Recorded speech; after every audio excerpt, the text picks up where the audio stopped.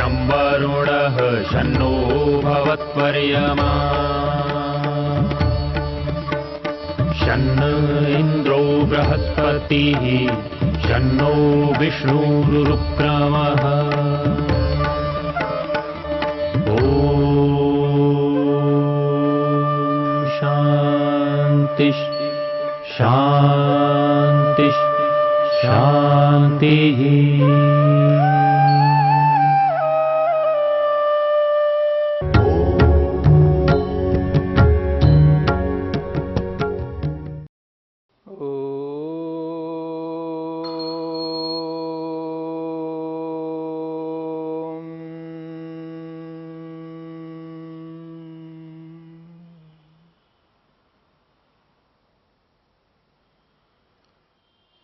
साधनपाद।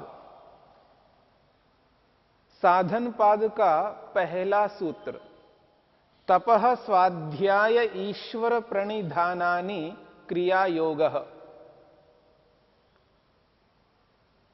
तप, स्वाध्याय और ईश्वर प्रणिधान, इन तीन क्रियाओं को योग कहा है, क्रिया योगः। ये तीनों क्रियाएं ही योग कहलाता है।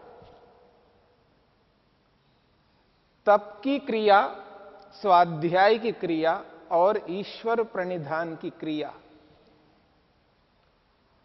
तप एक कर्म है, तप करना एक बहुत बड़ा कर्म है। स्वाध्याय करना भी एक बहुत बड़ा कर्म है।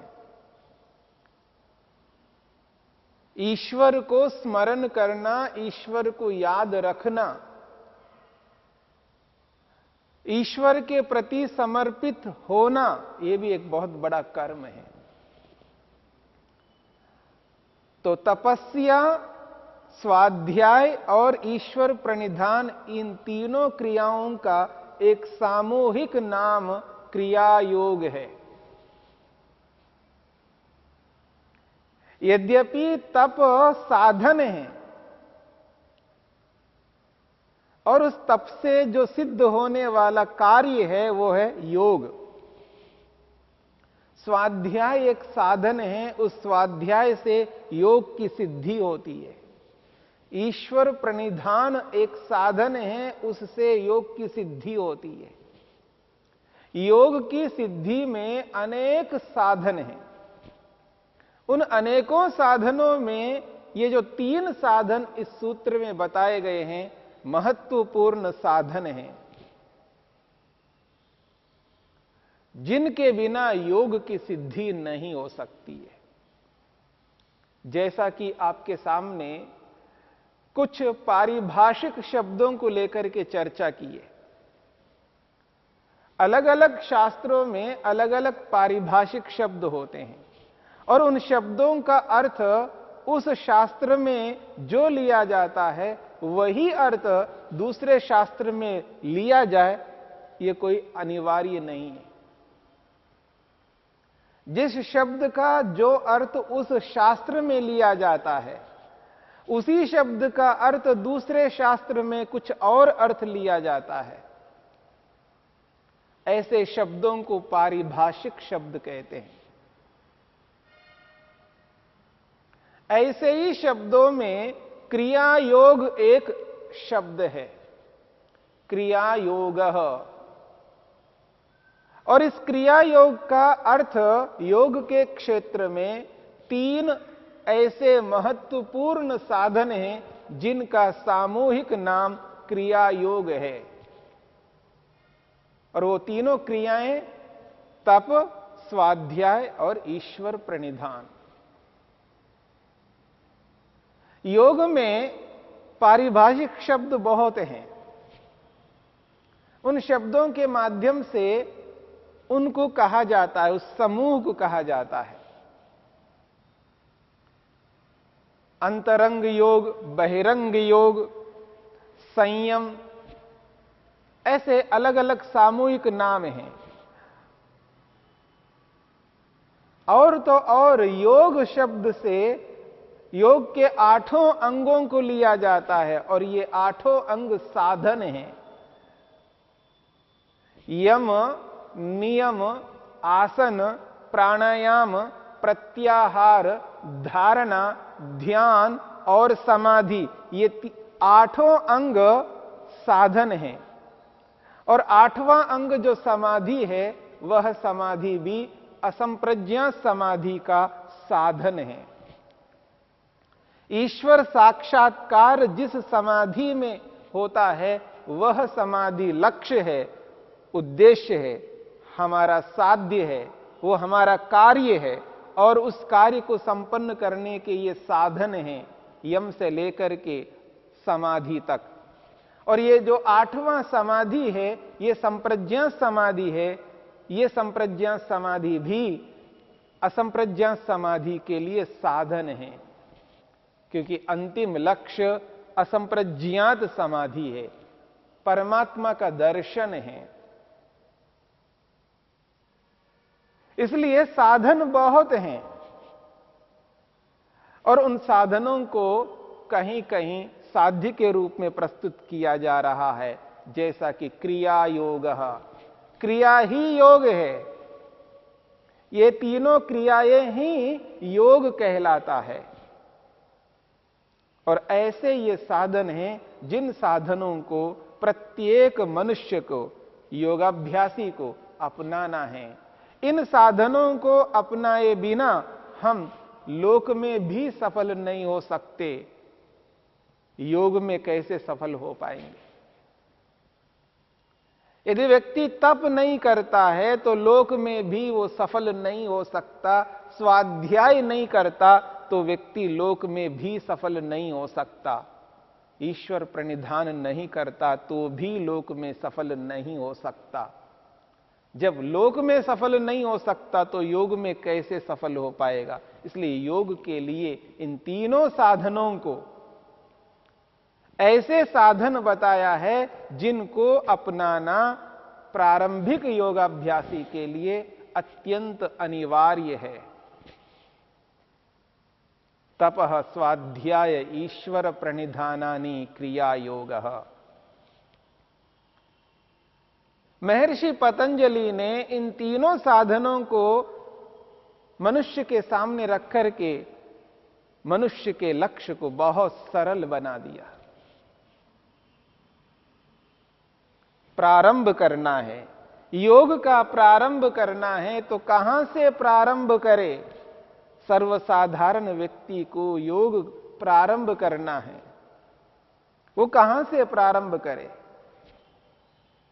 तो उसके लिए महर्षि पतंजलि ने कहा है, तपः, तप से प्रारंभ करना है। जब व्यक्ति कर्म करता है, ऐसा दुनिया में कोई मनुष्य नहीं रह सकता जो बिना कर्म किए रहे। उसे कर्म करना होगा और उसको लगातार कर्म करना होगा, क्योंकि मनुष्य को सुख चाहिए। सुख प्राप्त करने के लिए उसे कर्म करना होता है। छोटे बच्चे ऐसे कर्म नहीं करते हैं, पर बड़े लोग ऐसे कर्म करके उनको सुख पहुंचाते हैं। जब वही छोटे से बच्चे बड़े हो जाते हैं तो उनको कर्म करना पड़ता है, उनको स्कूल जाना पड़ता है, विद्यार्जन करना होता है, उनको बहुत कुछ करना होता है। बिना कर्म किए कोई भी व्यक्ति जी नहीं सकता। और कर्म इसलिए किया जाता है सुख पाने के लिए। जिसको सुख प्राप्त करना है उसे कर्म करना है, और जिसे लगातार सुख प्राप्त करना है तो उसको लगातार कर्म करते जाना है। और जब कर्म करना है तो कैसे कर्मों को करना है, इस बात को समझना है। कर्म तो करना है, पर वो जो कर्म है वो कैसे कर्म करें जिसे सुख ही मिले, दुख न मिले। महर्षि पतंजलि कहते हैं, कर्म करो, अच्छा कर्म करो, शुभ कर्म करो, पुण्य कर्म करो, न्याय युक्त सत्य युक्त कर्म करो, उचित कर्म करो। अच्छे कर्म करना है। क्योंकि अच्छे कर्मों का परिणाम ही सुख है, अच्छे कर्मों का परिणाम ही तृप्ति है, अच्छे कर्मों का परिणाम ही संतुष्टि है, अच्छे कर्मों का परिणाम ही निर्भीकता है, अच्छे कर्मों का परिणाम ही स्वतंत्रता है। इसलिए अच्छे कर्म ही करने हैं। और जब व्यक्ति अच्छे कर्मों को करने लगता है तो उसके सामने बहुत बड़ी बाधा उपस्थित होती है, अलग अलग समस्याएं उसके सामने आ जाती हैं, अलग अलग अवरोधक तत्व सामने आ जाते हैं। ये जो कठिनाई है, ये जो बाधा है, ये जो समस्या है, ये जो रुकावटें हैं, जब व्यक्ति के सामने आ जाती हैं तब व्यक्ति घबरा जाता है, और ऐसे घबरा जाता है कि वो अच्छे कर्मों को करना ही त्याग कर देता है, छोड़ देता है, अच्छे कर्म नहीं करता। इसलिए व्यक्ति को अच्छे कर्म करने हैं, और अच्छे कर्मों को त्याग करना कोई समाधान नहीं है, क्योंकि अच्छे कर्म त्याग करेंगे तो बुरे कर्म होंगे, और बुरे कर्मों का परिणाम दुख है। इस बात को जो व्यक्ति एहसास करता है, अनुभव करता है, समझता है कि अच्छे कर्म ही सुख के पीछे कारण हैं और बुरे कर्म ही दुख के पीछे कारण हैं। हां, बुरे कर्म तात्कालिक रूप से सुख दे सकते हैं, पर लंबे काल तक सुख नहीं दे सकते। यदि चोरी करता है तो पैसा मिल गया है, पर पैसा का मिलना उसको तो सुखदाई तो हो गया है, आगे चल करके वही पैसा उसके लिए दुखदाई बन जाएगा। बुरे कर्मों का परिणाम तात्कालिक रूप में सुख के रूप में दिखाई देता है, सुख मिलता भी है, पर वो सुख स्थायी नहीं होता, वो सुख स्थायी नहीं होता है, वो तात्कालिक सुख होता है, और वो तुरंत उसके बाद में दुख पर दुख, दुख पर दुख आता ही रहेगा, क्योंकि बुरा कर्म किया है।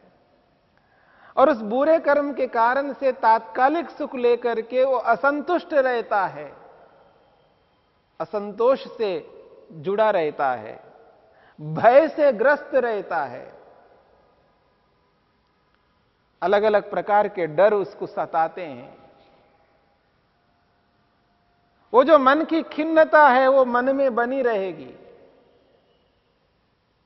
इसलिए बुरे कर्म सदा दुखदाई होते हैं और अच्छे कर्म सदा सुखदाई होते हैं। हां, अच्छे कर्म करते हुए प्रारंभ में उसको दुख अवश्य मिल सकता है, पर दीर्घ काल में आगे चल करके उसको वैसा दुख नहीं मिलेगा।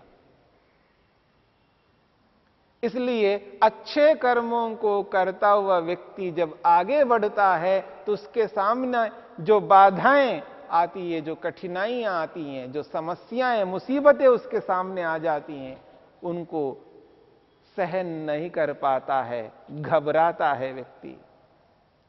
और उनको जब सहन करता है, उनको स्वीकार कर लेता है, तो ये कठिनाई तो आएगी, ये समस्या आएगी, ये बाधा तो मेरे सामने रहेगी, पर इसका सामना करना है, उसको सामना करना है, उस बाधा को हटाना है, उस समस्या को दूर करना है और आगे बढ़ना है। उन अच्छे कर्मों का परिणाम आगे चल करके सुख ही होगा, दुख नहीं होगा। तो उन अच्छे कर्मों को करने के लिए व्यक्ति को तप करना होता है। वो तप है। ये जो बुरे कर्म करने वाले होते हैं वो भी सहन करते हैं, याद रखना। जो बुरे कर्म करते हैं वो भी सहन करते हैं, उनके सामने भी बाधाएं आती हैं, समस्याएं आती हैं, कठिनाइयां आती हैं, मुसीबतें बहुत आती हैं। अच्छे कर्म करने वालों के सामने जितनी मुसीबतें आती हैं, उनसे ज्यादा मुसीबतें उन बुरे कर्मों को करने वालों के सामने आ जाती हैं। पर वो भी उनको सहन करते हैं, पर उस सहन को तप नहीं कहते, तपस्या नहीं कहते। बुरे कर्मों को करते हुए व्यक्ति जब सहन करता है, उस सहन को तप नहीं कह सकते, क्योंकि तप एक पारिभाषिक शब्द है। ये योग के क्षेत्र में तप उसी को कहते हैं जिस तप को करता हुआ व्यक्ति आगे अपने प्रयोजन को पूरा कर सकता है। अपने प्रयोजन को, जो मनुष्य का वास्तविक प्रयोजन है, सुख को प्राप्त करना, दुख को दूर करना, ये जो प्रयोजन है इस अच्छे कर्म के द्वारा ही प्राप्त हो सकता है। और इस अच्छे कर्मों को करते हुए जब व्यक्ति सहन करता है, उसी को तप कहते हैं। वही तप आगे चल करके उसको योग को सिद्ध करा सकता है, उसके प्रयोजन को पूरा करा सकता है। और बुरे कर्म करता हुआ व्यक्ति जब सहन करता है, वो तप नहीं है, और वो सहन शक्ति, वो सहन उसको उसके प्रयोजन को पूरा करने वाला नहीं होता है। इसलिए तप अच्छे कर्मों के लिए किया जाता है, बुरे कर्मों के लिए नहीं किया जाता है। फिर भी वो सहन करता है, वो तप नहीं कहलाएगा। तप तो इस अच्छे कर्मों के कारण से ही कहलाता है। इसलिए अच्छे कर्मों को पहचानना है और बुरे कर्मों को पहचानना है, और दोनों को पहचान करके जो बुरे कर्म हैं उनको त्याग करना है, और जो अच्छे कर्म है उसको अपनाना है। और अपनाते हुए जब आगे बढ़ेंगे, तब ये सारी समस्याएं आती हैं। रोकने वाले होंगे, रुकावटें आएंगी, क्योंकि अच्छे कर्मों को जब व्यक्ति करता है तो उसके विरोधी जो होते हैं उसको रोकते हैं, अलग अलग प्रकार की समस्याएं उनके सामने प्रस्तुत कर देते हैं, अलग अलग बाधाएं उनके सामने लाते हैं। उन बाधाओं को देख करके घबराना नहीं है। यदि घबराता है व्यक्ति, तो व्यक्ति अच्छे कर्म को त्याग कर देगा, और जब अच्छे कर्म को त्याग करेगा तो तप नहीं होगा, और तप नहीं होगा तो योग की सिद्धि नहीं होगी। दुनिया में कोई ऐसा व्यक्ति नहीं है जो अच्छा कर्म नहीं करना चाहता है। दुनिया में कोई ऐसा व्यक्ति नहीं है जो अच्छा कर्म नहीं करना चाहता है, पर उस अच्छे कर्मों को चाह रखता हुआ भी जब व्यक्ति आगे देखता है, उस अच्छे कर्म के पीछे ये समस्या, बाधा, कठिनाई है, तो उसको दूर से ही उसको नमस्ते कर देता है, त्याग करना चाहता है, त्याग कर देता है, उससे हट जाता है। ये जो स्थिति है, ये योगाभ्यासी के लिए उचित नहीं है। और यदि योगाभ्यासी भी नहीं है, यदि वो जीवन में सफल होना चाहता है, लौकिक दृष्टि से भी लोक में सुखी रहना चाहता है, उस दृष्टि से भी व्यक्ति को तप करना ही होगा। बिना तप के व्यक्ति जीवन में कभी सफल नहीं हो सकता, और वो तब अच्छे अर्थ में होता है, बुरे अर्थ में नहीं हो सकता।